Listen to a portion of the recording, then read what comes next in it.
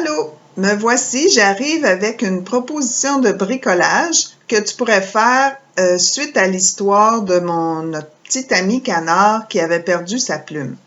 J'ai essayé de trouver quelque chose de pas trop difficile à faire, que tu peux avoir le matériel à la maison, parce que c'est sûr qu'à l'école, on a beaucoup de choses pour bricoler, mais peut-être un peu moins chez toi, puis chez moi aussi.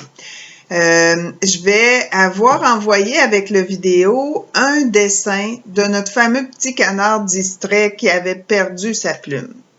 Je vais descendre l'écran pour que tu puisses voir qu'est-ce que je vais faire avec le dessin du petit canard.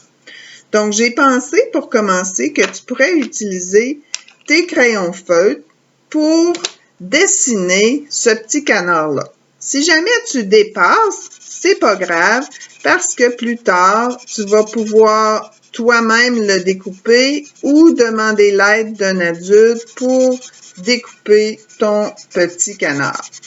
Donc, tu mettrais ici tout son corps en jaune. Là, je ne le fais pas tout, je fais juste te montrer ce que tu mets en jaune. Après ça, tu peux aller mettre son bec ici avec du orangé. Même chose ici. Ah, j'oubliais, les pattes aussi vont être faites avec du orangé, comme ça. L'autre côté, la même chose. Donc, tu dessines tout ton petit canard, puis j'ai serré mon crayon rose, mais je vais retourner le chercher parce que je vais prendre un petit rose pour aller faire l'intérieur de sa bouche. Hein, ici, là, je vais mettre ça. Ça, c'est comme l'intérieur de son bec. Donc, je vais le mettre ici en... Ah, puis oublie pas, là, de faire son petit duvet sur la tête. Je trouve ça pas mal joli. Donc, une fois que tu aurais terminé de le colorier, puis qu'il sera découpé, ton petit canard devrait ressembler à ça ici. Je vais le mettre sur un papier blanc parce que là, tu vois en dessous de ma table de vitre. Donc, ton petit canard va ressembler à ça. Mais là, juste comme ça, sur un papier blanc, c'est pas laid, mais ça pourrait être plus joli que ça. Donc, ce que je te propose, c'est de prendre un papier blanc, justement, puis de faire comme dans la nature, là, dans le fond, comme dans l'histoire, hein, c'était une journée de ciel bleu. Donc, je prends mon crayon feutre bleu, puis je vais l'étendre comme ça ici. Pas l'étendre, mais je vais colorier. Puis, je peux laisser des petits coins blancs. Hein, un petit rond ici que je laisse blanc pour que ça fasse comme si dans mon ciel, il y avait des nuages. Puis le ciel, mon crayon bleu, il est fatigué, mais c'est correct, ça fait un bleu plus pâle. Je trouve ça quand même bien joli. Donc, tu vas voir ce qu'on va faire avec ce bleu-là après. Là, il écrit vraiment plus mon crayon. Maintenant, dans le bas, hein, on voyait que là, je réalise que j'avais mis ma feuille à pas le bon côté pour toi. Donc, je viens de changer ça. Dans le bas, je vais faire du gazon.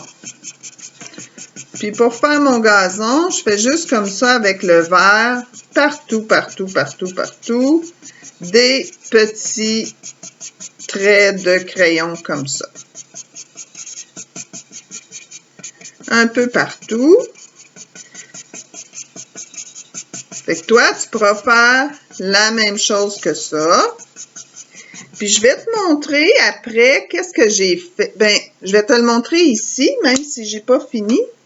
Puis après, je vais te montrer ce que ça donne parce que j'en ai fait un autre.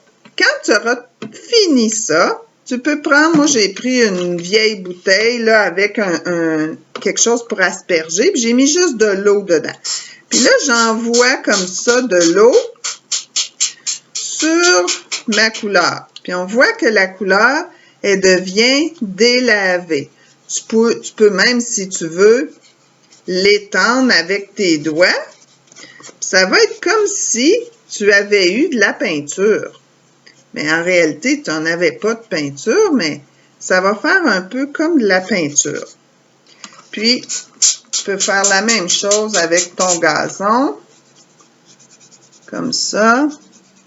Puis, tu peux l'étendre avec tes doigts. Donc, je vais te montrer sur mon autre papier que j'ai fait tout à l'heure à quoi ça ressemble. Voilà, je reviens. Mon papier n'est pas encore sèche, comme tu peux voir, parce que j'avais mis vraiment beaucoup d'eau.